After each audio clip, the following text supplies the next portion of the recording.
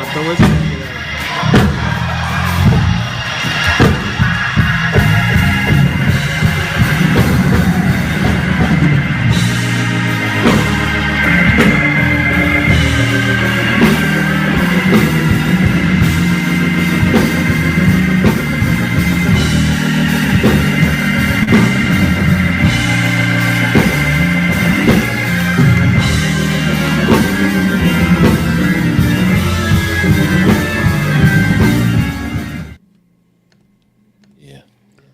Quest, what's up, man? Man, we in the building, man. I hear you, man. I hear you. We in the building, man. Yo, listen, I just jacked up the whole thing. I pressed go live and then I press exit. No worries. We in there. We back in again. But the Devin Yes, man felt bad. listen, man. What Fix your echo. Fix your echo. testing. Hold on. Yep. Yeah, what a Yeah, okay, there got we it, go. got it. There we go. There we go. Oh no, it's still doing it. All right, we good. Okay, Good. good. Yo, listen, man. It's been it was a weekend. It was a weekend. It was a weekend, bro. It was a weekend. It's crazy. Yeah. I mean, when I mean talk- it was a weekend, man, it was one of those weekends that you don't want. If I duplicate it again, Yeah. it's gotta be joyous. It gotta be joyous, man. For joyous. Because this was with Becky's funeral and Oh, Gary's. did you get to go? No, because Gary's mother-in-law, his mother-in-law. right? Yeah. You I know, spoke to Daryl Williams last night actually. He was there. Mikey came through. Kirk came through. listen, I saw all the pictures. The pictures are coming out. Yeah, I know the whole gang was there. Yeah, the pictures are coming out, man. So it was one of those. It was one of those, man. Yeah, bro. So got in late last night, or I should say early in the morning, but we made it. You know, Yeah, we made it through. Praise God. So listen, man, how you doing? Before we, well, a number of things happened this week. I want to keep everybody, you know what I'm saying, just get everybody up to speed. So, one is definitely for sure that I want to, you know what I'm saying. First and foremost, we're in a new week. Yeah. You know what I'm saying, and I want to shout out, you know what I'm saying, my homie, and because November 20th was his birthday. You know what I'm saying? And usually around this time a year, you know, let me just. You better have. I just, you know what I'm saying? Yeah. I'm going to say it again. You better have. You know what I'm saying? I just wanted to make sure, you know what I'm saying? I said. Because they couldn't relate. Yeah, they couldn't relate. They couldn't relate. If he wasn't there, you couldn't relate. I want to send love to Maliki Zach Taylor, aka Fife Dog from A Tribe Called Quest. You know what I'm saying? To us, Malik. You know what I'm saying? And I'm not gonna lie to you and tell you I don't miss my man. I miss him. We losing a lot of good ones, P. We lost Paul. We lost him in 2016. We lost Pete last week. Yep. And I ain't gonna lie, every time his birthday come around, you know what I'm saying? I was actually in Atlanta. They did the tribute on the 21st, but I had to come back home on the 20th because if I'd have stayed another day, my wife would have Really? Yeah. They had the tribute. My man Rasta Roots. Shout out to my man Roots Dion. I was checking your Facebook, man. You was busy at the beginning of the week, man. You was busy. I was. Another partner of mine. I want y'all to look out for this. It's my boy Jamel Jackson. He's a believer. Got a dope hip hop project that he's about to release called The Force Majeure. You know what I'm saying? Wow. And he got the first joint that he did called Tell Hell No. And then he got a Tell Hell No. No. Yeah, we don't want no part of that. There's got to be some gear. There's got to be some gear for that, man. Oh yeah, no doubt it is. Okay. So the merch is coming. The name of the project is The Force Majeure. He got a couple of joints on there. Another joint called Set Me Free. Man, I'm telling you, he's reminiscent of Nas. That's what every time I hear him, that's who he puts me in mind of, Nas. So that's one thing.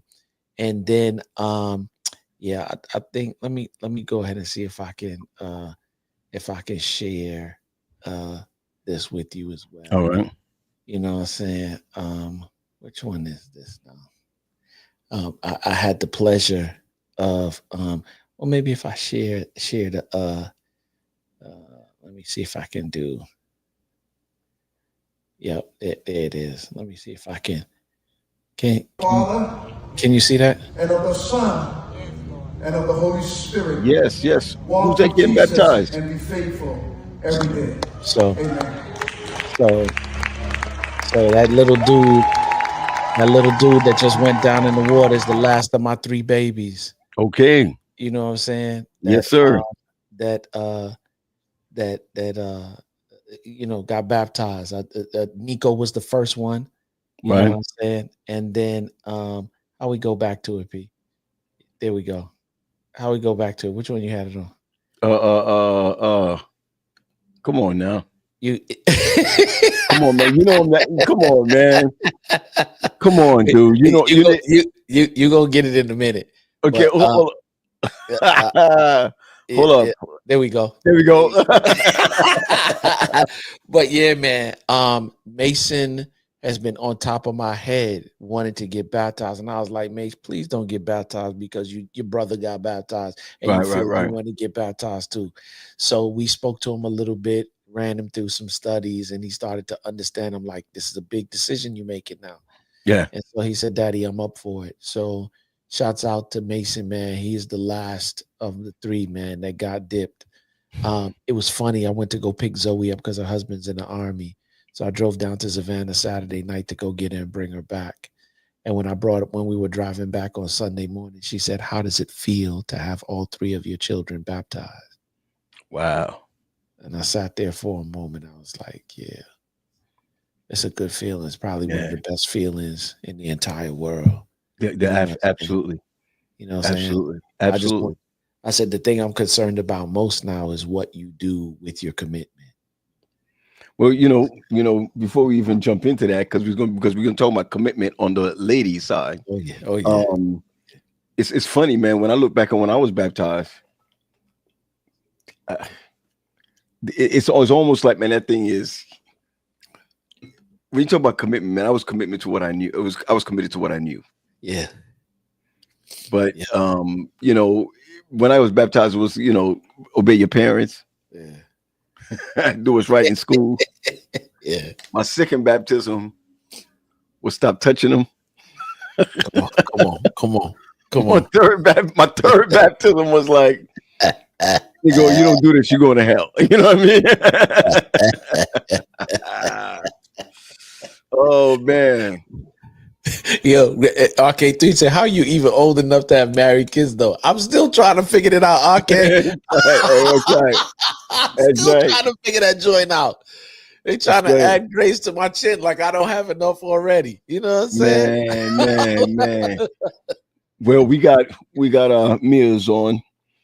She was supposed to come on tonight as a guest. She said she owes us one. Yeah, she do. Yeah, she owes us one. That's it.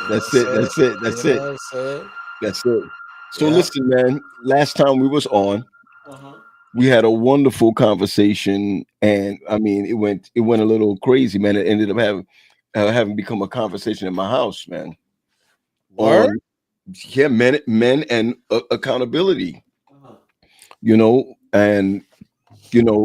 About us having accountability partners, men having accountability partners. And, it was funny because in the conversation, the question came up 2 weeks ago. Do women have accountabilities? All right.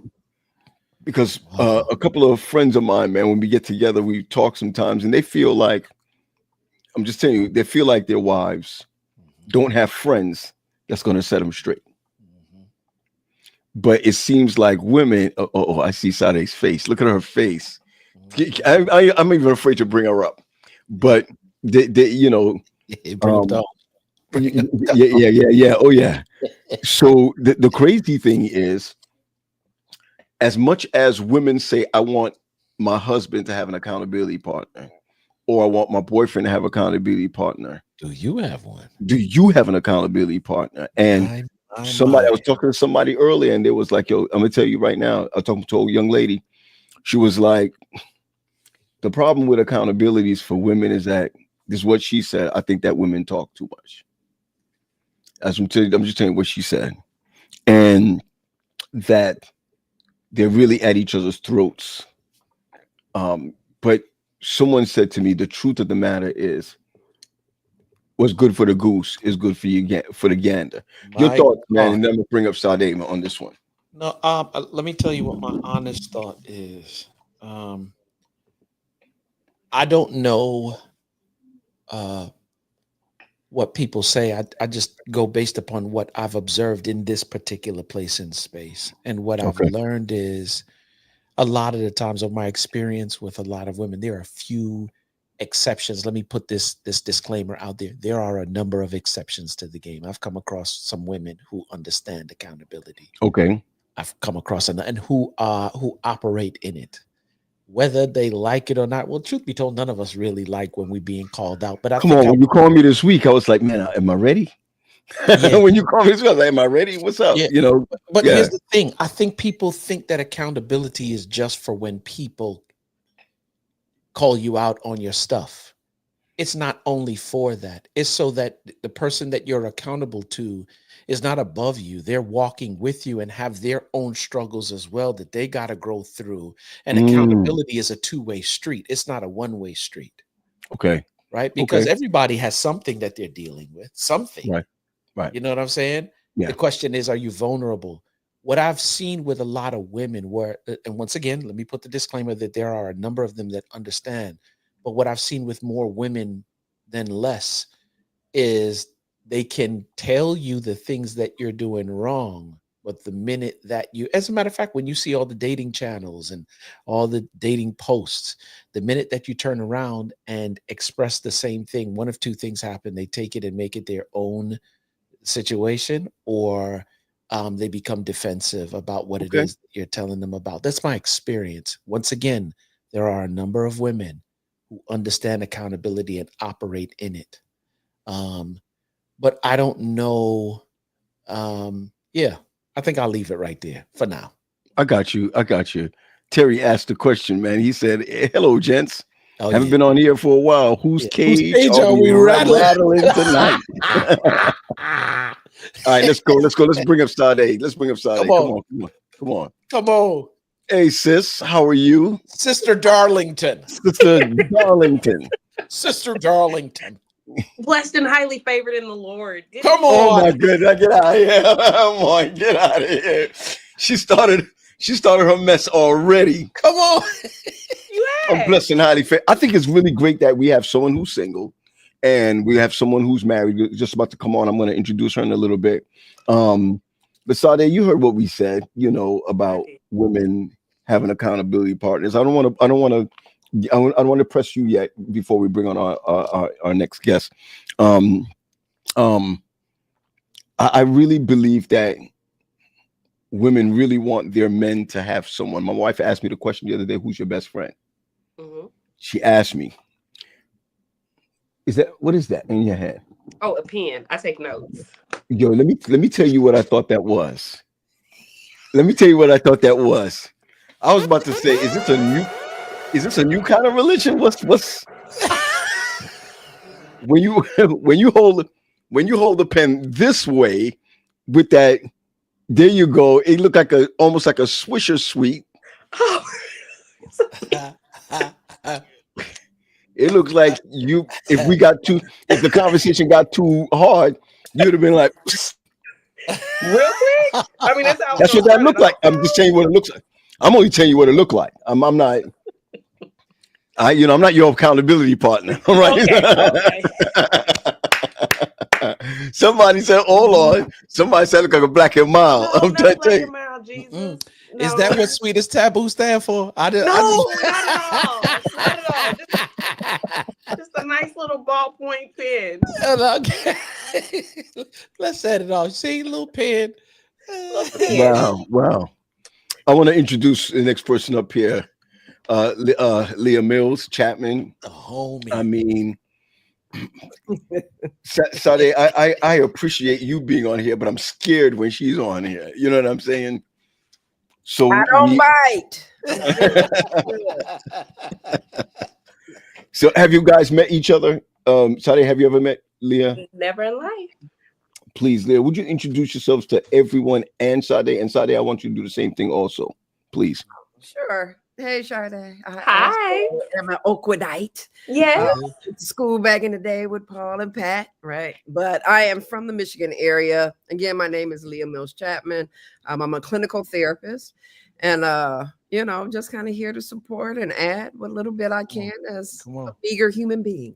Yeah, yeah, right. You know she's coming with something tough already. You know, just eat. Your humble servant. Come on, Sade. Come on, speak to us. And you, Sade Darlington. Blessed Texas and highly native. favored in the Lord. And highly favored in the Lord. Texas native who absolutely adores the work of working with children. I am an educator at heart who serves now in the ed tech world, working with districts to serve students who look like me when it comes to their social and emotional well-being. So come on. That's what I do every day. Come on. Beautiful. That's it. Well, you know what? So what we'll just do is we'll just come out of this. Right? We'll just come out of this. And y'all, I guess y'all can just Look,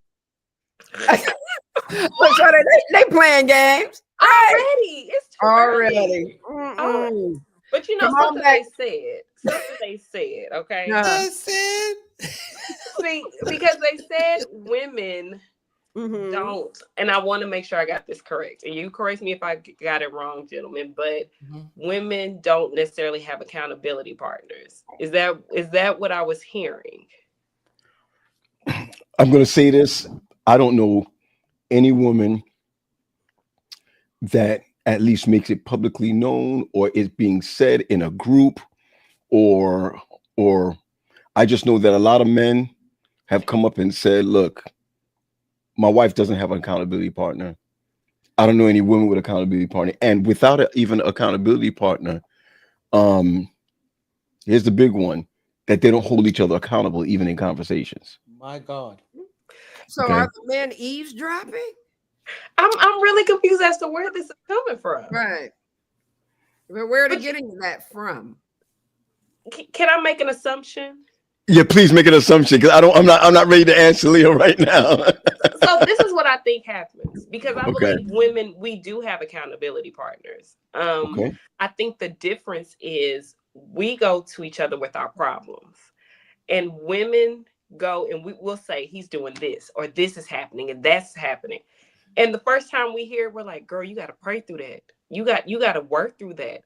The second time, girl, you got to pray through that. And then at some point we get tired of hearing it just like y'all do. And we're like, what are you going to do to change it?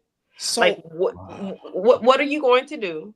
I mean, now I've heard that, you know, women, our whole thing is that we want to be happy. And I think both men and women want the same thing. We want peace, right? So if my friend, I have someone who is very close to me. If you come to me for a full year talking about how your spouse is, this isn't working, that's not working, I'm doing this, I'm doing that. At some point, I'm going to ask you, okay, so what are you going to do? Are you going to stay? Are you going to help me understand where you are in the valley of decision, and then I can support you moving forward, whatever you decide to do. But the accountability happens the whole time. It's just at some point we're like, what? You can't continue telling me the same thing every other week, and there's no change. So would you chastise her? Would you spiritually chastise her? Would you tell her, you know, I don't want to hear it anymore? Could you bring yourself to a point where you're like, I'm not even dealing with it anymore? No, I if you're true, like the person that I'm thinking about, she can tell me the same thing every day. But every day I'm gonna have the same question. What are you going to do differently? Like, we can't keep rehearsing the same story. What are you going to do differently? Now, the thing that's funny is that I'm only talking to one side of the party. So I can only listen to what she's telling me and her experiences. And my role as her accountability partner is to remind her, in essence, this is what you signed up for. Marriage is not easy. Marriage is work. I can do all those things. But at some point, I am going to ask her, like, what is it that you want from this? Like, what is it that you want to do? Where are you at when it comes to your next steps? And I think that's where men are like, they just tell each other to go and do whatever makes them happy. We've been hearing the same story about you for a year, bruh. I mean, my brother in Christ. Yeah. Amen. So let me ask this too, P, because I think it's important. Have we defined, when we talk about accountability between two people, like, do we come to some conclusion on what accountability is before we actually say, okay, I'm accountable to you and you accountable to me? Like, you know what I mean? Like, do we ask that question? The same thing for women as well, because I could come and tell you all the things like, girl, he doing this and he doing that and he doing this. Okay, according to our definition of accountability, let me step into that real quick. What are you doing? Because I always hear about him. You know what I'm saying? Like the dudes that I'm accountable to, when I talk about the stuff that like is it, like whenever I hit those hard, difficult places and I choose to use my lifeline of accountability, I'll say, this is what's happening. She do this, she do that. Okay, that sounds good. Tell me what you doing now. And I think, and let me say, in my experience, I feel as though we lead with what we are doing. I feel as though we lead with like, I'm trying to do date night. I'm trying to do this. I'm trying to do that. I'm trying to be more connected. But I think when it comes to relationships, right, especially a lot of women go into their relationships wanting their spouse to be the spiritual leader. And when that is not happening, it becomes overwhelming to where it does sound like I'm just sitting up here complaining. But I've had a friend say, I should not be the one trying to foster my family into heaven. That's his role. I should not be the one having to lead family worship. I should not be the one getting us up for Sabbath school. I should not, and those are the complaints. But as your accountability partner, my question is, you knew what you were getting into before we got here, sweetie. Like, wow. And you would see, my thing is, but would you say it? Would you say it? Most definitely. Most definitely. Can I interject just a little bit? Uh-oh. So oftentimes we don't know what we're getting into until we get there. Boom, boom. Right. Okay. And so, you know, you're going off of the best foot forward in the early stages, right? You're dating. Of course, people are going to present themselves a particular type of way, but you don't know what it's like truly where it comes down to how they are going to function and operate on a day-to-day basis. So once you're in that thing, right, the real person begins to feel comfortable, right? And they evolve into allowing themselves to just be. Situations will trigger people into being all sorts of individuals, sometimes to the point they don't even know their own selves, right? Jesus have mercy. So the reality is when we're talking about accountability, we got to look at the framework of what accountability truly is and from what vantage point it's coming from. So a female or a woman is not going to think like a man a lot of times. Some of us are capable in doing so, contingent upon if we were reared and raised around a bunch of men, then we might have a little bit of insight into how you all think somewhat, right? Okay. But even there, we may still miss the mark most times. So, you know, do we have accountability partners? For sure, right? We call them friends. So you're not going to be my friend if I don't feel that you have my best interest at heart and you will come to me and speak truth, right? Even when I'm wrong, I know it's coming from a space of love. So, you know, when you ask the question, am I going to check my girls? Most definitely. I just, you know, I listen, Doc, I hear where you're coming from. But here's my issue. I think my issue is that when men are looking towards men as an accountability, like we talked about 2 weeks ago, it's like it's only got to be a one-on-one. We don't have, I'm just saying, it's not necessarily like we have 1, 2, 3, 4 guys that we look to as accountabilities. We may look to them as these 4 individuals that I know I can speak to about certain things. But when we look at accountability as men, we say that there's only one guy. There's only one individual. And don't get me wrong, you know, Quest, you may have 1 or 2 or what have you, but it's scary because I don't know who's a real friend And that's what I was going to say, is that scary because you only have one viewpoint and one perspective on a particular situation that could have a whole lot of different, right, ways to see it. So you limit yourself with just one accountability partner. I got you. So is your accountability or your friend or friends, are they married? Do you have any married ones or single? I have married, I have single, I have complicated, I have everything.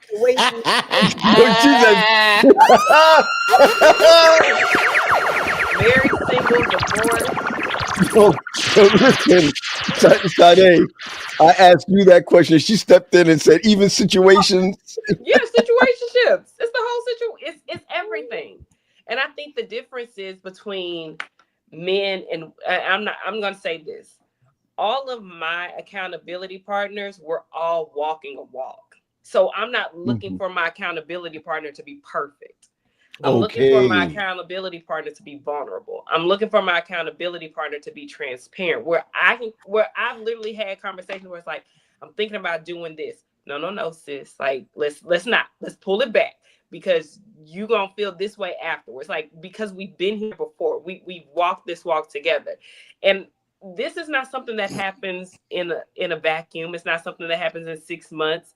One of my accountability partners, we've known each other since 2007. We could not stand each other our freshman year at Oakwood. Could not. We still to this day say, I don't know how we're friends. Wow. But when we call each other with, this is what and it's not just relationships. This is what I'm dealing with personally. This is what I'm dealing with career-wise. This is what I'm dealing with health-wise. And it's, Sade, this is what you said you wanted for yourself. This is how you said you wanted to present yourself. I can go to her and say, hey, you told me this is what you wanted to do, and you're not doing that. So, wow. Again, what are you going to do to change it? And it's not that we're yes women. It's at the end of the day, you're an adult, and I can't make you do anything. I can't make you be right. I can't make you do what I believe to be true. But as your friend, I'm going to support you in prayer and hope that the best turns out for you. Wow. You know, Leah makes a comment here. She says, pride. She said, I don't think some men want to be emotionally or spiritually challenged in ways that require consistent vulnerability. It's crazy. It's crazy she says that, because we talked about that last week when men came up and said, I don't think I want to be challenged like that. You know, I don't think I want to be put in a corner, so to speak, because here's the issue. The issue is that we as men don't see being emotionally challenged or spiritually challenged as a good thing, as a building thing. We don't see it as, or we don't see it that way by the way that we're approached in it. We're more or less approached in it like, this is what you're supposed to be doing. You need to do this or you need to do that, which doesn't help us to be emotionally or spiritually challenged. It puts us in a doghouse, so to speak. And every time you find that a woman is, which she's in her right, a woman is in her right to set her man straight, right? A woman is in her right to speak to her man. But a lot of times the way that it's expressed to us puts us again, and that's where it comes. You don't find women in doghouses. You find men in the doghouse.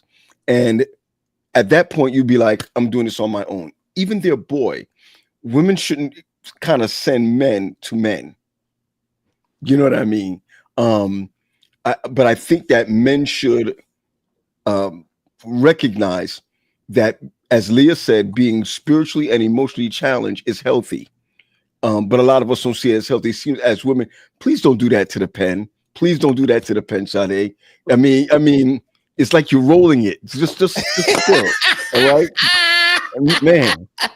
But you know, and I think the other thing to note is that accountability doesn't always mean we're going to agree. I have a very vivid memory. My accountability partner and I did not talk for a year because I made a decision that she did not agree with. Wow. And my decision hurt her. And so for a year, there was little to absolutely no conversation, no communication. And the funny thing is, when we started talking again, we never had to talk about that incident because I knew what it was and she knew what it was. And that's just what it was. But because at the end of the day, I still care about you and I still love you, it's easy for us to come back to and say, all right, how are we going to pick up? How are we going to change, move forward? But accountability does not mean I'm always going to agree. And that when I don't agree, if it's better for my spiritual health to remove myself while you make the decision you need to make, that's fine. Because I understand that this is your journey. I can't drag you the way I want you to go. I got you. So, Leah, I want to ask you this question.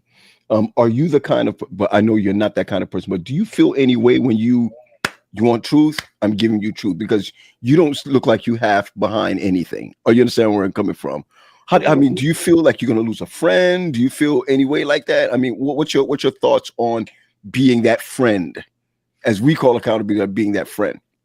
So for me, I always take into consideration how I frame things, right? Because I'm not trying to do harm.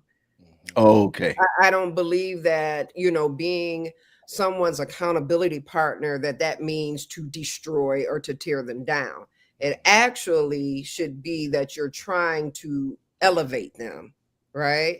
In areas where they find themselves falling short. So if they're coming to me, right, or if I identify something, I'm doing it yet again out of love, not to condemn or destroy. And so sometimes I even preface my statements with that, right? I'm coming to you in love, right? I'm not trying to tear you down, but dig this. This is what I'm seeing, right? And so again, when we start looking at this word accountability, like, I'm big on language. And I think that a lot of times we toss words around a lot and we don't necessarily even understand what it is. And so when we're looking at accountability, it's an obligation to be responsible, right? Wow, it's an obligation to keep people responsible. It's an obligation to being a responsible individual. Wow. Right?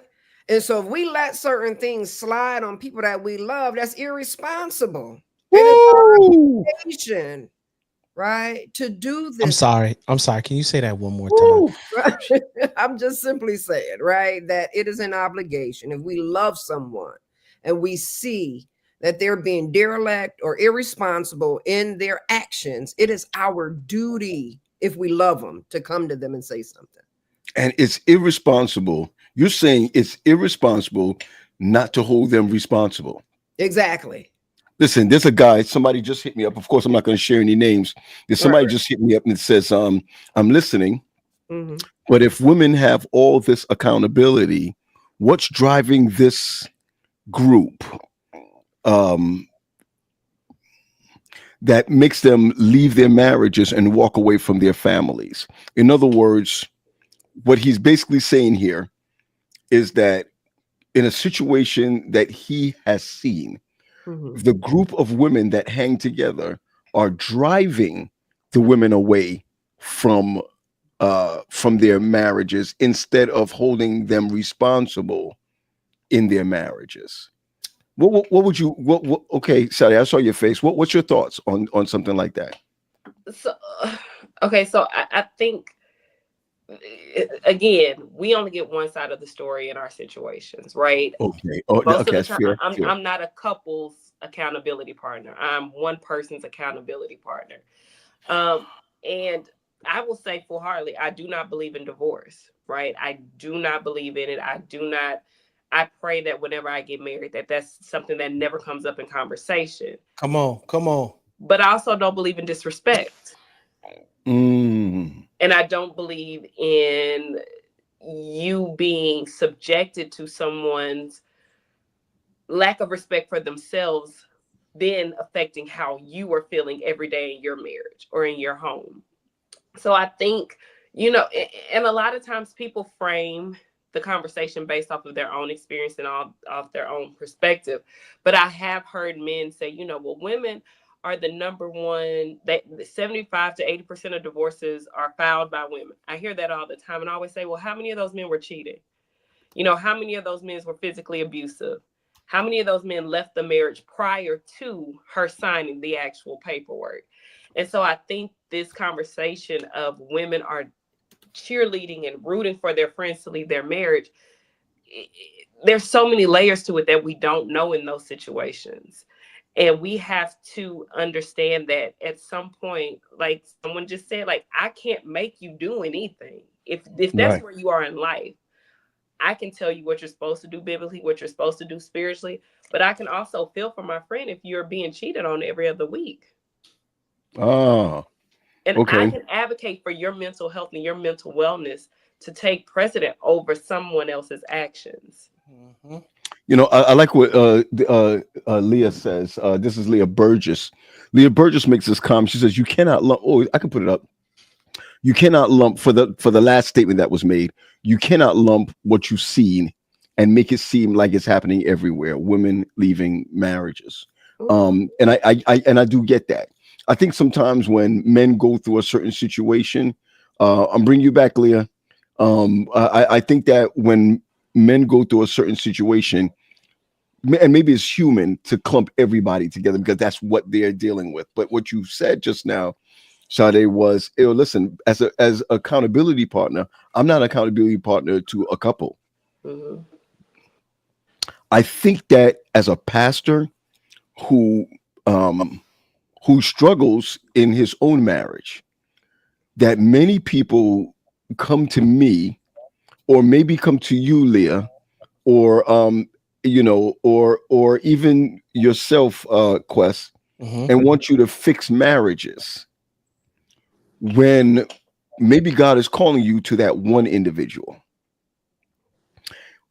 And I'm going to say this, as much as I've seen this, that, and the other, I've heard this, that, and the other, that's new light for me. Sade, that's new light for me. And maybe everyone who's listening may have to understand that maybe God did not call me for that situation to be there for the both of you. And I think that God is calling us, I think, to accountability, but it just seems so much more untalked about. I can make up my own words. I got a master's. Untalked about, right? It seems so untalked about around women. You don't really hear women talking about, man, I'm gonna need my girl to talk me off the ledge. The way I always hear it is, we going on a girls trip and ain't nobody talking us off the ledge. It just always seems as if, I'd love to be wrong, and I'm fine with that. But it always seems as if guys be like, I don't want my wife going away with a bunch of women. They're going to keep their secrets till they die. You know what I'm saying? They're not going to hold each other accountable. They're not going to do this. They're not going to do that. But what you're saying is your friends don't really do that. I think a large portion of it too, P, is that we're held to different levels of responsibility. Like men are. I mean, let's just go back to the beginning of time. Right? When Eve ate that fruit, God didn't come looking for Eve. Matter of fact, he didn't come looking for nobody until Adam ate that fruit. And so you get this sense that there's this different level of responsibility. So when you look at us matriculating through the ages to where we are right now with that same thing still intact, right? He doesn't say women first. He addresses the husbands first. Husbands, love your wives as Christ loved the church and gave his life for it. Then he addresses the wives. So it's always like, this is the head. This is the first. This is where the responsibility comes from first, where the word husband, house band, the one that keeps the family together, the band around the house. So it always feels like we have this level of responsibility, and we do, right? I think with us sometimes that responsibility becomes so weighty sometimes that when you see women move in a particular way and you're like, and they the ones who like, for real, you a husband, you supposed to be, and you supposed to, and you supposed to, and you supposed to, and you like, oh, well, wow. If I'm supposed to, then if you checking the checker, who's checking the one checking the checker? You know what I'm saying? Yeah. Hold on. And I'm gonna tell you this, right? Even when men preach from the pulpit, it's almost like they gang up on the guys about our responsibilities and what have you. And there's nowhere to turn. It's almost like it's nowhere to turn. I mean, I know guys that I'm going to say it, who turned to another brother. I know a brother that turned to two other brothers to let him know that he was having an affair that he wanted to stop. You know, he was straightforward. I want to stop. I don't want to have this affair, but it's just, I want you guys to pray for me, and I want you guys to be my accountability, that when I want to go over there, I can text you. When you can call me every day and ask me or text me what I'm doing. You want to know what those two brothers said? If you don't stop, I'm going to take you. We're gonna take you to the president. All right. Yo, that's frightening. It's frightening when you think you can talk to someone about something, and what we came to the point was that men don't trust easily. Men don't trust easily. Would you say women trust easily, or you just have a better understanding of how we say your sixth sense works better than ours? No, go ahead, Shirley. No, go ahead. We're about to get killed. No, I would just say that, for me, I can only speak for me. I can't say women in total. I don't have very many close female friends. Wow. Okay. Right. You have to be able to discern whether or not that's the word. That's the word. Things that are most, sacred with you won't go anywhere. Yeah. Women talk a lot. Yeah. Right. Now I don't need my business all out there in the street. So I need to know that whomever it is going to keep my stuff just as sacred. Right. And so I think with men, you are, and again, I know it's sounding like in a generalization, but now bring it. That society has like conditioned you all into just being doers, right? So you just are just kind of like going, and you're not giving yourself time to sit back, to observe, and to see that you all need support as well. A lot of times you'll hear from men and their husbands, they don't want to follow behind you. I hear it all the time from Lonnie. I don't want to be everywhere you are doing what you're doing. Like, I need to have male, right, friendship. And I agree with that, because you all think in certain types of ways. And when you finally get to the space where you can actually talk it through, we're happy. Things out. When you got an attitude, it's all up in your actions. We want to communicate, right, and converse one to another and come to some sort of understanding. But you all have been conditioned not to talk, not to be emotional, not to cry, little whatever you are, what you're crying for.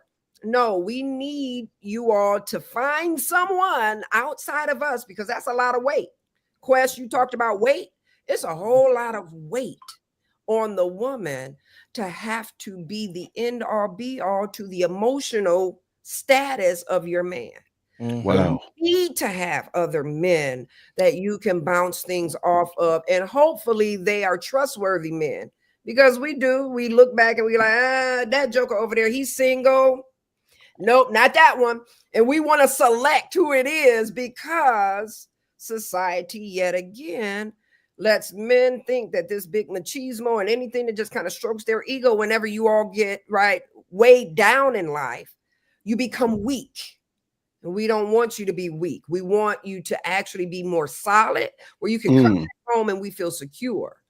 So, I would say with me as a woman, I don't necessarily, go to any and everybody and share my business. I don't talk a lot, especially about my personal, my marriage. I ain't trying to have no woman hollering at my man on the slide. Like my. Right. And so I'm very, very cautious about what it is that I share. Yeah. And I think that's the word. I think a lot of times men think just because we talk to each other, we're friends. There are a lot of women that I converse with that I mean, I have love for them, I care for them, but when it's 3 o'clock in the morning and I'm contemplating a major decision, there's 3 people I can call. Wow. 3. And those 3 people know of each other just in case. Hey, I talked to this one, and this one can call and say, hey, Sade needs you. Yeah. Like, I need you to get in touch with Sade. We're not friends. We don't talk to each other, but I know that she's somebody that's close to you and she's not hearing what I'm saying. So I need you to get in touch with her. Mm-hmm. The other thing is that we also have to look at culturally what we're talking about. I'm from the South. What happens in my house stays in my house. Getting out of that was very hard for me. Getting out of the space of I have to figure everything out. I have to, and somebody said, I'm dumb in private. I don't publicize everything that I do. I'm very dumb in private. I'm dumb in private. And so men and as a people, we have been taught that what you go through is your journey alone. And this is why a lot of men struggle with therapy, right? Because it is very hard for you to sit down and say, this is what I'm going through. This is what I'm experiencing, and I need help. We go to therapy and throw everything up. But I've also had to learn, I'm very selective with who I go to therapy with. I understand sometimes I need a Black man to tell me, Sade, no, that is the dumbest thing you said. Okay. Wow. Wow. That's interesting. Exactly. Because when I found my therapist, I didn't want a Black man. I wanted a Black woman. I remember we talked about that, Quest. Because of the way that I was raised, and in like dudes will feel me. No, I need you know what I'm saying? And not only that, I wanted somebody who was going to like I just started my therapy back up again, right? Because in this season, my dots ain't dotting. You know what I'm saying? And I'm like, okay, yeah, let me get her back on the. And she would not allow me to. What's that eye roll for? What's that chuckle for? Why did you? You know what I'm saying? She's like, oh, you like to fight back tears. Yeah, I do. Right. And I'm glad because she won't allow me to do those things. But here's the thing that that I was speaking to in terms of what Sade was saying a while ago. If most men would really look at this perspective more than it's more than just me telling my business or being vulnerable. This is the process by which I have to go through in order to be the best version of myself. Right. I can't, if I'm not a doctor, I can't write prescriptions for me if I don't know you know what I'm saying? I have to go somebody to help me walk through that. Why not go to somebody? When your check engine light, to go to the mechanic, right?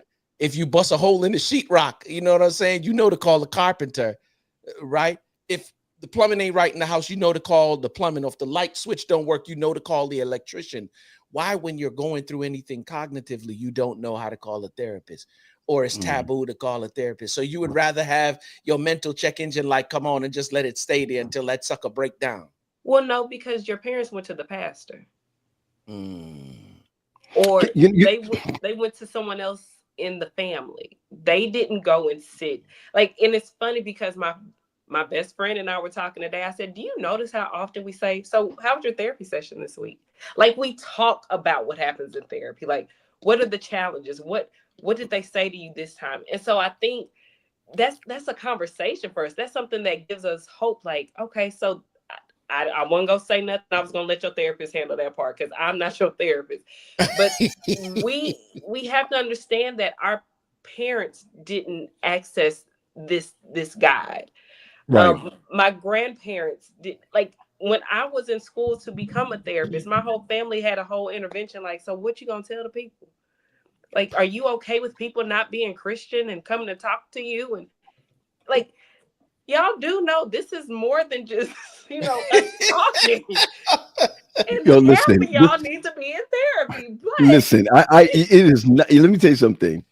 I know Quest and myself, we're from a West Indian background or Caribbean background. I'm gonna put it that way. I'm gonna tell you something. This therapy thing don't come easy. It really doesn't come easy. And I'm gonna say the same thing for the Black man or the Black Southerner. I'm gonna say the same thing. This therapy thing don't come easily. You know, a lot of times we want to have therapy because we got in trouble before, and that's the best way to get back to exactly. You don't want to take no more L's. Yeah, we won't take no more L's. The wife will realize, oh, he's in therapy, so he's doing something about it. The job will realize he's in therapy, he's doing something about it. The kids will realize he's in therapy, he's doing something about it. But the thing is that I think sometimes we use therapy not to be better, but to just calm everybody else down. And sad as it is, I have seen so many individuals use therapy as a crutch for, like it's drug rehab. You know, I know I can get in my next film if they know that I went to rehab. Mm-hmm. So a lot of men, or I should say a lot of Black men, we struggle a whole lot with telling or regurgitating how we're feeling, not the situation. We'll tell you about the situation. We'll drink a beer and tell you about our situation. But nowhere in that situation we're going to say, but this is how it made me feel. So I'll push back on that, though. Okay. Because some Black men that I engage in therapy won't even tell you about the situation. Right? They won't even want to continue to go simply because they know that if they begin to crack that open just a little bit, Lord have mercy, that they're out of control at that point. And so I've had some, and they keep coming back, right? So Quest, like they come back for the tune-up when everything starts going awry, and you know, work is starting to be, you know, shot to, and the family life is just all in disarray. And then, okay, let me get back over here. If you would have engaged in a measure of consistency and allowed someone to walk the journey with you, albeit it is gonna hurt. I often talk about, if you were born bow-leg, you just walking around here, now you about 50 years old, you still, your joints hurting, all sorts of stuff. You finally decide you want to go get the legs broken and straighten this thing out, right? It's the same with your mind. Wow. It's the same with your mind. That pain is not going anywhere. The pressures of life, they're not going anywhere. So what are you running from? Right? So the more you lean in to the pain, the more you tolerate it, and it doesn't hurt as much. Is Terry Parks one of your Detroit players? Yeah, TP, we grew up together. That's my guy. Yo, man, I love it. He makes a comment. He says, Black folk don't go to therapy for a myriad of reasons. He says, embarrassment, sign of weakness, lack of knowledge about therapy. That's why I love what y'all saying right now. What will happen if I go? What will others think? Don't want others in their business, just to name a few. Thank you, Terry. Thank you so much. Once again, this is the reason why, P, you hear me saying development. Right. Because I gotta be a better individual to understand that there are services, there are things out here that can help me. I don't gotta stay in the place that I'm in. And furthermore, I don't give up. I'm sorry. I don't care about what nobody say. You know what I'm saying? About what will so and so think? I could care. It's funny, when you get older, you just stop caring about stuff. But Quest, that comes about when you know how bad your stuff is, right? And you are still able to just kind of coast through life, and you're not really seeing that life is upside down just yet. You can maintain that, but you get to a point where you see this stuff is jacked, and if I don't figure this out now, right? Measure of urgency that gets you to a point where you say, I don't give a doggone what nobody got to say. But as long as you can coast through life, I move in too many circles where not only do I depend on brothers, but brothers depend on me. And I don't want to be the dead weight for nobody. But I also want to be the person for my peoples that, you know what I'm saying? When you going through, you can lean right here, because there might be a time where I'm going through and I'm going to have to lean over there. And not only that, my marriage is dependent on me. My children is dependent. I just dipped my last baby this weekend. You know what I'm saying? Like, just baptized the last one. Now they going through their own little spiritual journeys and stuff. He 8 years old. My daughter just had a baby. That's my grandson now. So now he in the game. All of them in the crib this week, right? And so I'm just watching them, thinking over. My daughter said to me the other day when we was coming back, I was telling you, P, she said, how does it feel to have all 3 of your children baptized? So as I'm thinking about this thing and we navigating, I don't have no time to be broken down in my spirit or in my like in my mind. I don't have no time for that. So if I'm in a place and I'm there for too long and I'm stuck and I can't work it out myself, get the therapist on my phone. My wife said to me, because we've been sharing about the conversation of therapy, she said, I'm glad you found this woman. Wow. But here's my thing, though, Quest. At some point, we got to be able to do it just for us. That's it. Not even for the children, not nobody else, but just for us. Because I stop and think about, if you had a Job level experience, come on, right? Then would you be able to do it for you alone? Because he had nothing and nobody. I gotta. Here's the thing, Pete. To that point that she just said, there's some things that happen in your life that only you and God know about. Some stuff that like, this is not in alignment with who I want to be for me. This is not in alignment. Matter of fact, this thing is preventing me from becoming in alignment with myself. You got it. Right? And so with that being said, why am I sitting here and dealing with this? Because it's like this little thing in the side of the room. It's looking at you. You know it's there, right? But you steady won't. And it ain't going nowhere. And every time it prevents you from moving the way you that's the word I'm looking for. It prevents you from moving authentically to the way God created you to be. And if it is, like, I'm not going nowhere. So you definitely got to go. You prevented me from being my best self for me first. I got you. Sorry, go ahead. I think, I think we have to understand that even when women go to therapy, sometimes it's not authentic at first. Ooh. Sometimes I need someone to co-sign what I believe. Now, I will say I had a Black female therapist for the first part of the year. Every session was great. Yep. We are wonderful. We are on the same page. And I was like, but wait, I'm not growing and I'm not changing. And I know this is an issue, but I also know how to, we are some tricky people. I know how to give you just enough to where you're going to be like, yep, Sade, you're doing good. You're doing great. And so I was like, I need a male therapist. In that, I came out of a session, I called my best friend. I said, I need to change to a male therapist because I said, she and I speak the same language. We share similar experiences. So there's a lot of talking, but not a lot of therapy happening. Oh, so, okay, go ahead. So the moment and this is no shade to her. This is no. Right. This was Sade going in with the mask of, I just want somebody to say, yes, you're right. Yes, you're right. Yes, you're right. And when I went in with the male therapist, I started and he was like, so who are you trying to play here? You or me? And from there, I was like, okay, he gonna call me on all my stuff. He gonna make sure I'm authentically presenting a situation. And when I started going to him, I realized how much of a stronghold this need to be perfect always presented itself in therapy. I didn't cry in therapy. What am I crying for? I would come with the problem and the solution. And he was just like, so what are you here for? If you have all the answers, what are you here for? And I think we have to understand this is a journey for both sides. Like women don't have the answer when we go in, and we go in broken as well. And so it's very, you get to a place to where, as you said, like, I just want to be better for me. I want, Sade, I want that. I want that, right? Mm-hmm. Man, now I wish this wasn't live.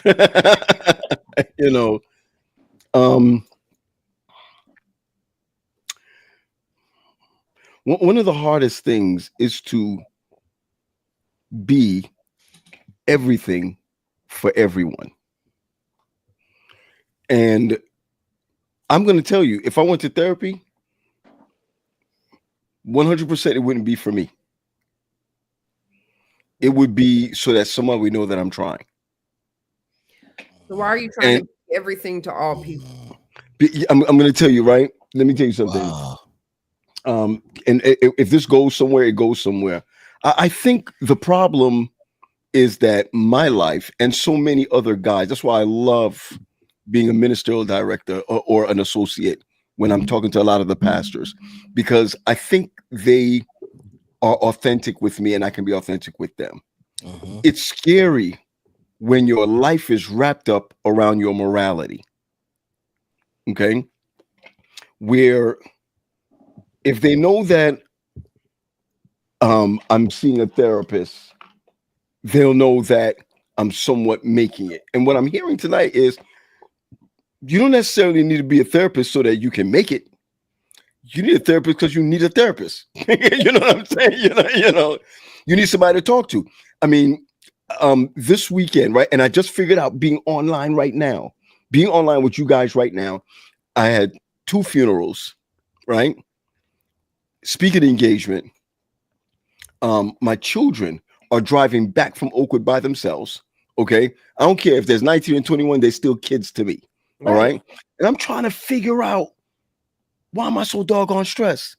Why is everybody, it's like, I feel like everybody's on my back. I go on YouTube while I'm in church to look at and see how my other church is doing. And then I said to everyone, when I come back on Monday, I'm not doing nothing. I'm going to stay in this bed. I'm going to just watch something, veg out in the whole 9. And then immediately something happens for church on my day off. And I get up to make a move to make sure certain things are done or what have you. And the issue simply is that many of us who are public servants end up living for the public instead of themselves. There's this guy, Bob, right? Oh, your girl husband, Bob. Brianna. I could say Brianna's husband, Bob. He texted me yesterday. I'm driving, man. My man is texting me, right? Well, I'm riding and he's texting me. He said to me, what is your hobby? Because his therapist says you need a hobby. The last therapist told me I needed a hobby. And while I'm bowling, I'm saying, what am I bowling for? Right? Why am I bowling? Am I knocking down those pins and those are my troubles? What am I bowling for? And it simply said, you don't have time for yourself. You don't have time for yourself. And when you sit in therapy, you think that you're in therapy for someone else. And until you made the comment, Leah, and you also made the comment that this is for you. This is not for everybody. It's for you. I think I learned that lesson tonight. That if I go to therapy, because you've been killing me this week with this quest. Last week with this. If you go to therapy, it has to be for you. Because the sometimes the assignment is not always something to do or some goal to accomplish. Sometimes the assignment is something to become or something to be. Wow. Or something to release. Yes. Wow.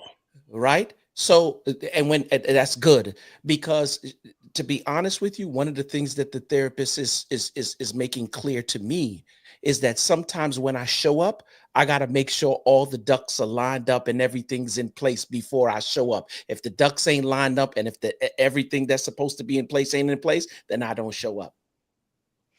So can I add this? And I'm hearing like all of the various components about therapy and all are true. Sometimes therapy is just simply so that you can learn to sit in your situation. Come on. Okay. Yeah. Okay. Yeah. Okay. Mm-hmm. Okay. All right, everybody. Let's put it. Wait. Can I, Leah? That was so dope. Why? Because I just dealt with it this week. Like, if I'm in worship and I cry, I'm good. But for anything outside of that, you ain't seeing no tears drop from the kid.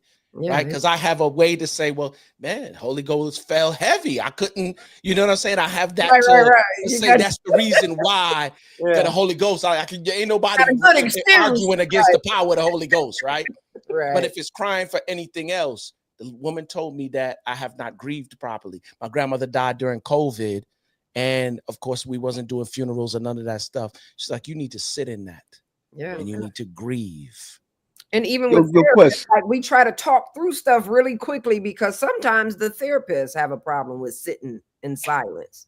But sometimes you can go to therapy, and if there is absolutely no words, could you manage it? Leah, this is the thing, because I'm driving down all right, I'm about to be just a little transparent. I'm driving down the road the other day. I shared it with P. I'm driving down the road. I'm a Layla Hathaway fan. Okay. The album she dropped last is fire, right? And I'm driving down the fall trees. Is, you know what I'm saying? I live here in North Carolina. It's very picturesque. Yes. Right. I'm driving on the way to the gym. And I promise y'all, I don't know if it was Leah. I don't know if it was the view. I don't know what happened, but the tears just started rolling down my face. Heavy, heavy. I'm not talking about a trickle. They were rolling. And I'm forced to ask myself, what in the devil are you crying for? Like, nigga, snap out of it. I'm sorry, that's our word. I don't care what you said. Like, nigga, snap out of it. You know what I'm saying? Like, snap out. And I called her and sent her a text. And she said, yes. I said, what? What do you mean, yes? She said, welcome to your release phase. Wow. I remember we talked on that one. You see what I'm saying? Oh, yeah. So this is yeah, come on, Sean. No. I think a lot of times I remember, to your point, there were two things I learned in therapy about myself. My therapist said, Sade, you were so busy protecting others that you're not protecting yourself. Ooh. You are so busy making sure everybody else is okay that you're not making sure that you yourself are okay. And the funniest thing is, in my last relationship, I told the gentleman, I said, you see a part of me my own family doesn't see. I do not cry. I'm sorry, what? Tears? No, there has to be death or an emergency. Other than that, I ain't doing it. And what I gotta let the song cry. Okay. I'll listen to a song and be like, see, that's how I'm feeling. See? And my therapist, one day I came in and he was like, okay, what's your favorite song? And I said it was something by Jasmine Sullivan. And he said, I want you just to say the lyrics just over and over. And I'm saying them and I start crying. I'm like, oh, hold up, homie. We're going to take a break. He said, no. He said, and we're not going to say anything else for the rest of the session. I said, sir, I'll pay you for an hour to talk. Mm-hmm. For 45 minutes, he just let me cry. Wow. And he was like, it's because you never allow yourself to just sit still and feel. He said, that's your song for a reason. He was like, but you never said that's connected to a person, that's connected to an event. He said, but you yourself never allow yourself just to sit there and be okay with not being okay. You got it. You got to see it coming down my eye. Okay, so I see this in a whole different light now, right? Every time you go on Facebook, you go on Instagram, you know, people be like, I'm not okay today, right? And it's okay not to be okay. This is why I think women work well with women when you are not okay and you have that conversation, because what I'm hearing from the both of you is that we can relate. Mm-hmm. We can relate on so many different levels. Women relate on so many different levels. To be honest with you, men, we're not trying to relate. Just be my cheerleader. Are we like I always said, I love my intelligent as them though? For them, because of the way that they relate, are we as emotionally intelligent as women are? I don't think we are. And I don't think so either. That's why that they're able to relate a lot better than we do. Absolutely, and I think that women can take on more than we can take on. No. You don't think emotionally? No. I think we do it better, but because we know how to, right? This is what I tell people: a ton of bricks weighs the same as a ton of cotton balls. Just because the material is different doesn't mean that the weight is different. I stand corrected. Yeah. I'm listen. What I tell you all the time, Quest, this is where I get my beat up. I get my beat downs right here. Because let me tell you something. I stand corrected, sis. Because you brought up Job, right? And I've always said I hate the way people paint Job's wife. because she lost her children. She lost her home. She like they both lost everything. But we want to have pity for Job and curse her. She was just dealing with it the way that she knew how to deal with it. That was her level. She was angry, whatever it was. But we curse her for how she showed her emotion. And I'm like, why do we pity him? Because he was reverent before God, right? He was, I'm okay, and I'm going to be okay, and she was like, God, I'm angry. God, I'm upset. I am frustrated beyond belief. Let this man curse you so we can move on. But they were dealing with the same weight. They just dealt with it differently. And we praise him and curse her. And so I think a lot of times men think, oh yeah, y'all can take it. Y'all can, we can't. We in the same boat as you trying to learn how. One more time. I stand corrected. I stand corrected. And theologically speaking, God never had anything evil to say about her. So he understood. He understood that he it seems as if God understood her. I think God understands us all. Right? We just show up differently. But he has, he has no void of understanding of what So yeah. And I think a lot of times we try to, and I just made a post about this morning. I had to learn how to be upset in my prayer time. I had to learn how to say, God, I don't know what you're doing. I'm not coming to you with the pretty, Lord, wherever you take me. No, sir. What are you doing? Where are we going? What is happening? Hello. Are you there yet? Like what? Excuse me. Where are you? And it's because I was raised, you can't question God. You can't be angry with God. You can't, it's like we only think God only likes us when we're happy with him. Wow. It's like, how do we, and that's what stifles a lot of people's relationship with God, is because, God, I'm angry with you, so I've been told I can't talk to you right now. I'm angry with you. Or I'm angry with you, so I'm going to do what I want right now. Yeah. Or I'm angry with you, not just I don't feel like talking to you right now, but I'm angry with you, so I'm just going to, you know what? I'm just going to walk out of your will. But here's the thing, though. God created emotions, so he knows how long emotions will resonate. Yep. And he knows how long it will take for them to dissipate. So mercy. Walk away.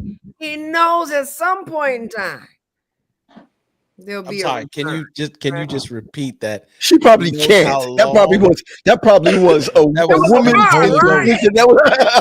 was Holy Ghost.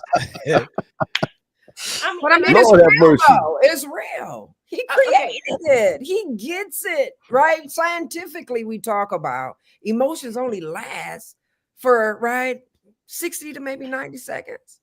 We hold on to them. And so he knows at some point that grip will not be always as tight. We'll be back. It's all right. And the greatest thing is when you embrace, I remember I was done. I was like, listen, and I tell people, I hear God, I hear Jesus. And it's very annoying when you're upset with somebody and they keep trying to tell you, I love you, sir, I don't believe, I don't see that. And one night I was like, okay, listen, I don't want to hear from you. I don't want you to talk to me.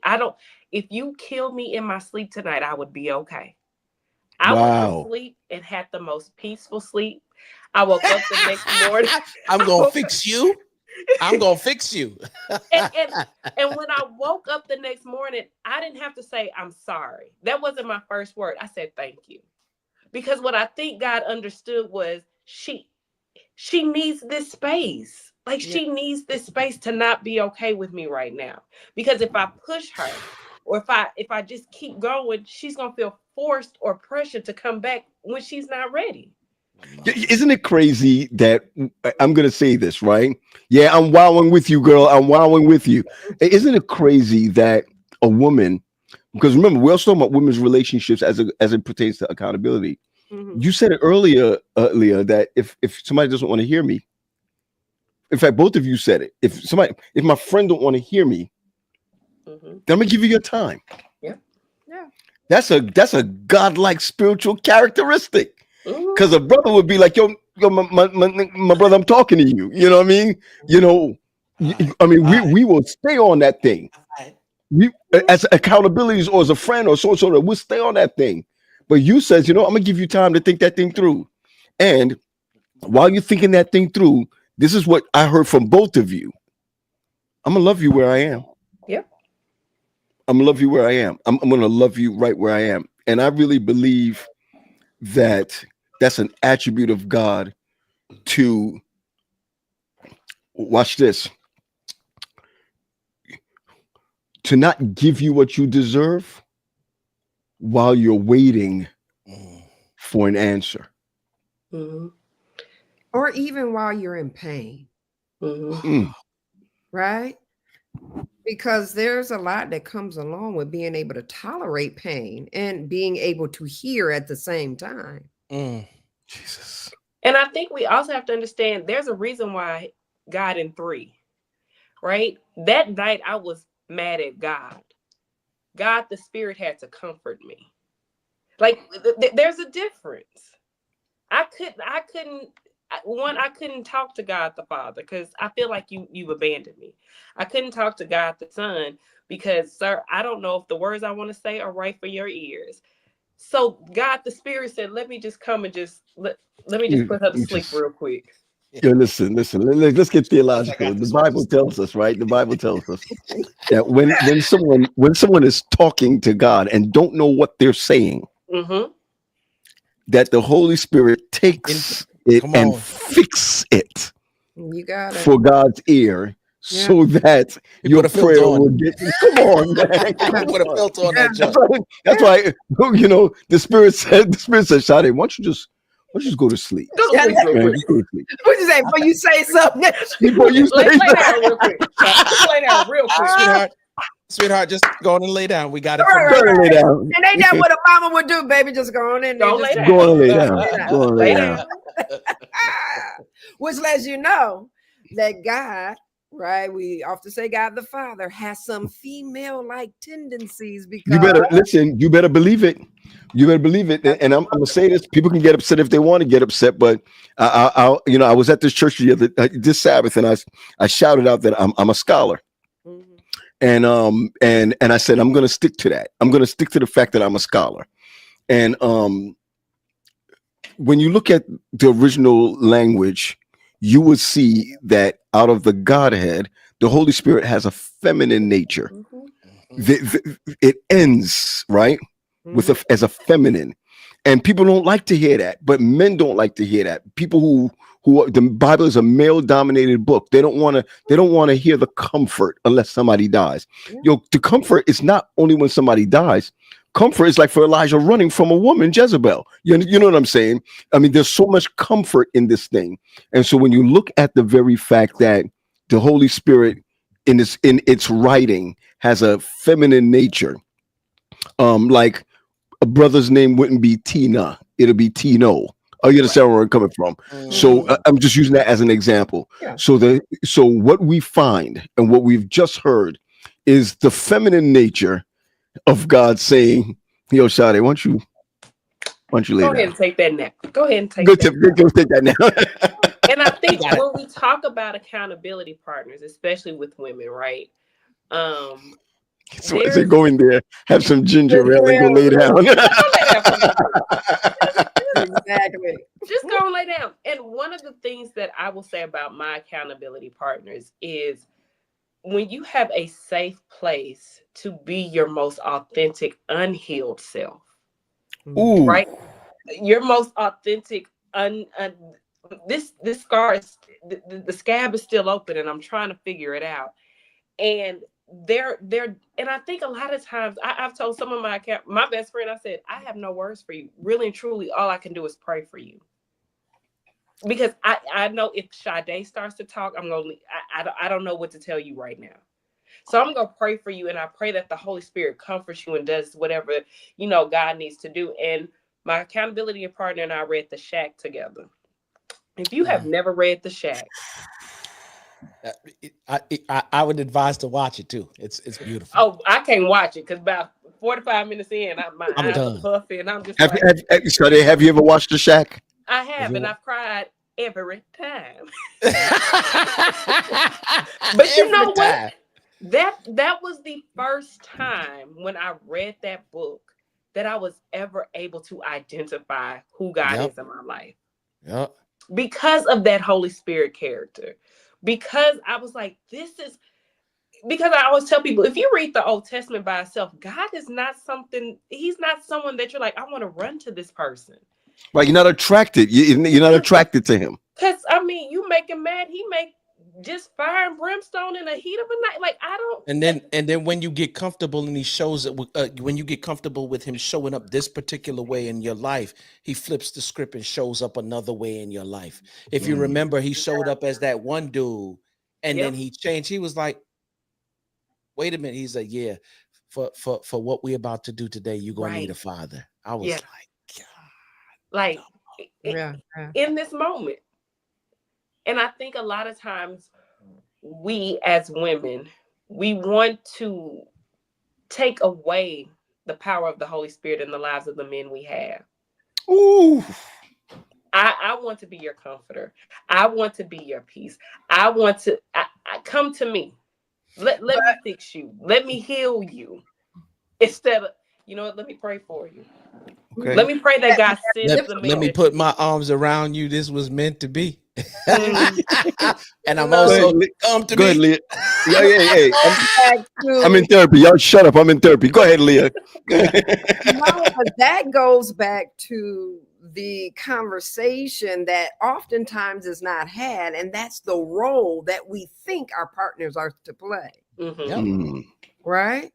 Because we are all conditioned to show up in certain types of ways. And it starts from our family. It don't start with our intimate partners. It starts from back when you were a kid. Okay. You've been conditioned to show up in relationships a particular type of way. And so now when you get your mate, right, you have an expectation that they're supposed to fill in these gaps, and you get to still perform in the same role. Don't work like that.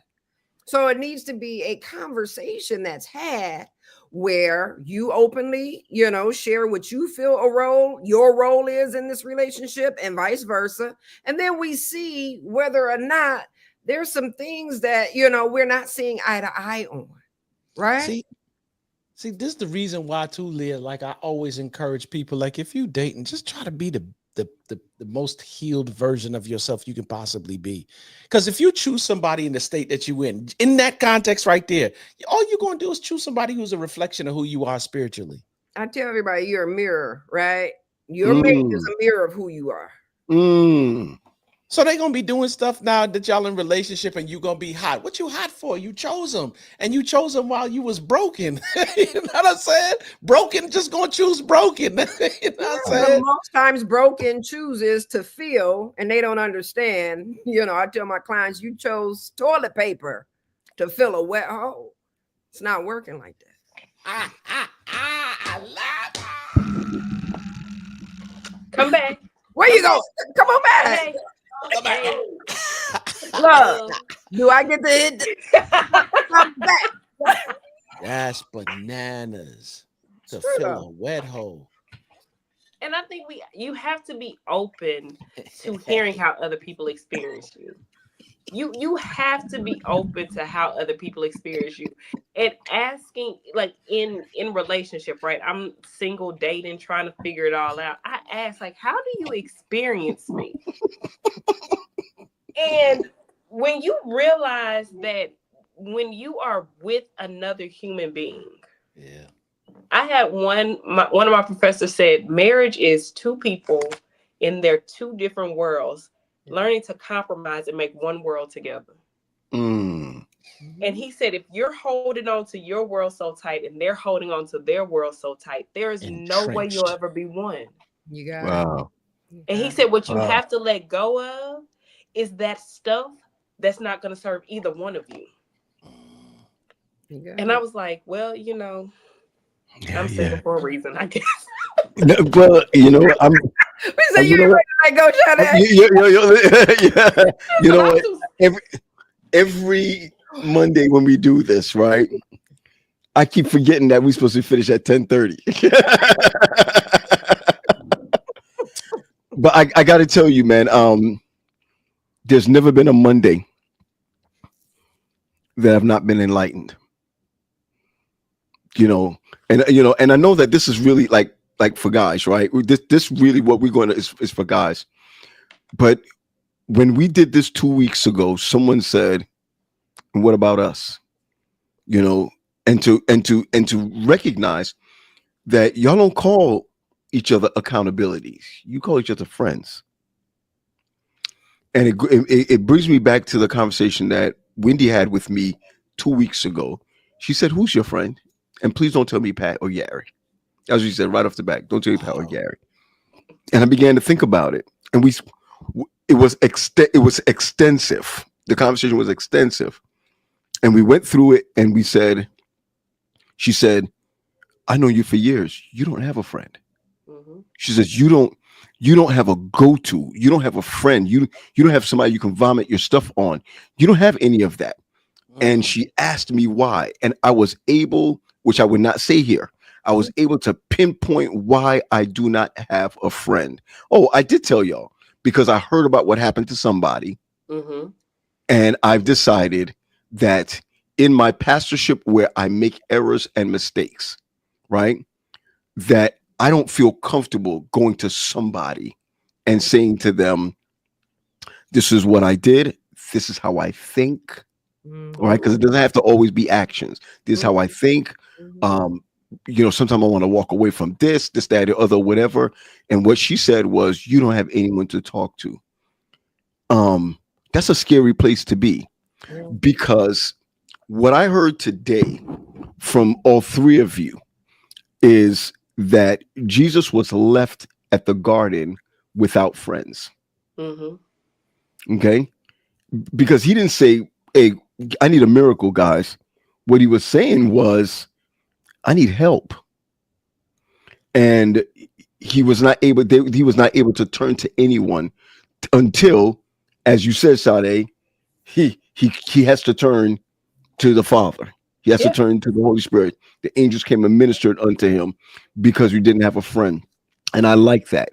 I would like to not say, "I just want an accountability partner." Yeah, I'd like friends, someone who understands. And so I've learned that tonight, concerning friends. Go ahead, Leah. I'm just wondering, though, when we're talking back about Jesus, right? There's going to be times in our lives where we will have to walk a journey alone. Okay. We will not be able to access a friend. Then there will be other times where friends, right, will be available. So when you look at Jesus, he had 12 of them. He was with, he kicked it with, he ate with, right? When you eat, that builds attachment. So I'm certain that they were talking about something, right? He showed up with Mary and them, he partied. He talked about Lazarus. That was his friend. He wept. So we can't say that Jesus didn't have friends. There were just moments in his life that it was that he needed to be alone and with his Father. And that's all good, right? And I think we have to look at times where he willingly went and the times where God had to make him go. Oh, wow. You took it right out of my mouth. Yeah, because sometimes Jesus will cause, we know that there's the perfect will and the permissive will. Yeah. And a lot of the times what happens is in our lives, we think it's his permissive will, but it's actually his perfect will. Mm-hmm. He's taking you right down to the wall. Yep. And you can't go around that joker. You can't go under that joker. You can't go over it. You got to go through it. This is the reason why I'm saying sometimes it's not always about a particular goal or achieving this or making more money, or sometimes it's becoming an individual, somebody who can be able to reveal themselves vulnerably in public. Sometimes it's about sitting in your stuff and becoming whatever individual is able to do that. When we remove all the stuff, who are you at the core? Yeah. Because if you are basing your health upon what you do, what happens when you can't do that stuff no more? Are you still healthy? Yeah. I hear you. And even your accountability partner can be your distraction. Ooh. Right? Yeah. Hey, listen, family, as we land the plane, I do this all the time. I ask you your question, a last question, and you could plead the fifth. You could answer it, and then we go one by one out. I'm going to start with you, Leah. Your friend or accountability partner, what's the best advice can you remember that you've received from an accountability partner, a friend, or even a therapist? Best advice. Slow down. Wow. Don't be too impulsive. Lord have mercy. Right? Do not totally succumb to your emotions. Wow. Again, emotions wane. So slow down. Because what you feel right now, you may not feel tomorrow. You wake up missing out on something that you had and it no longer is present. So slow down.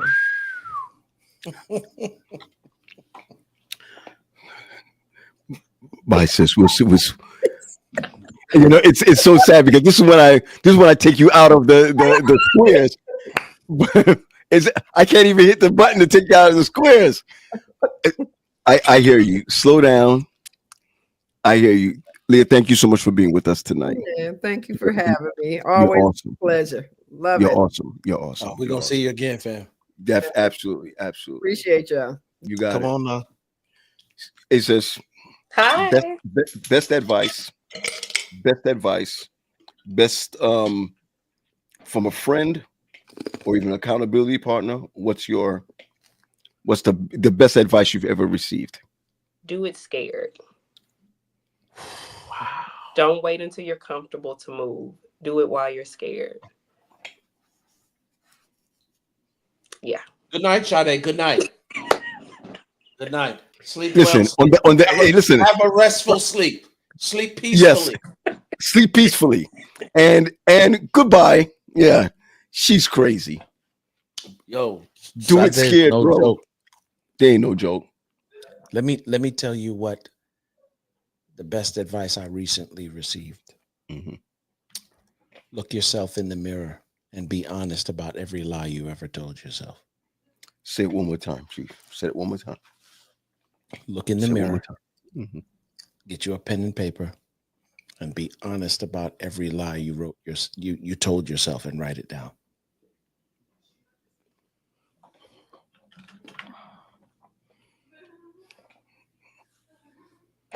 Listen, man, I want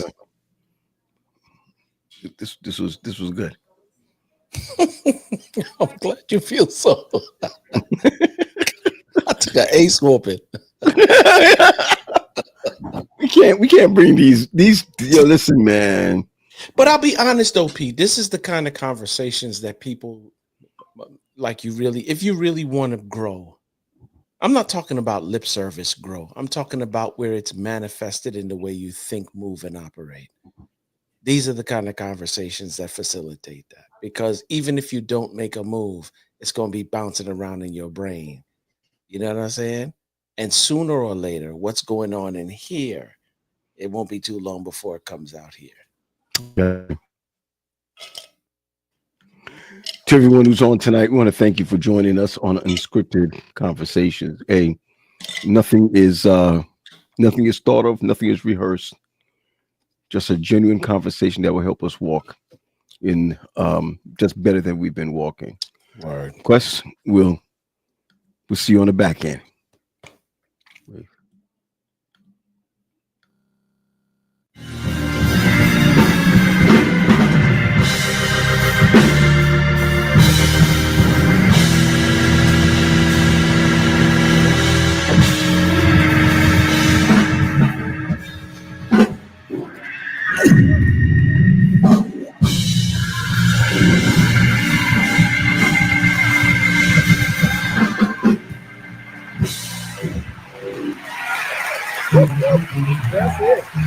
That's it. Yeah,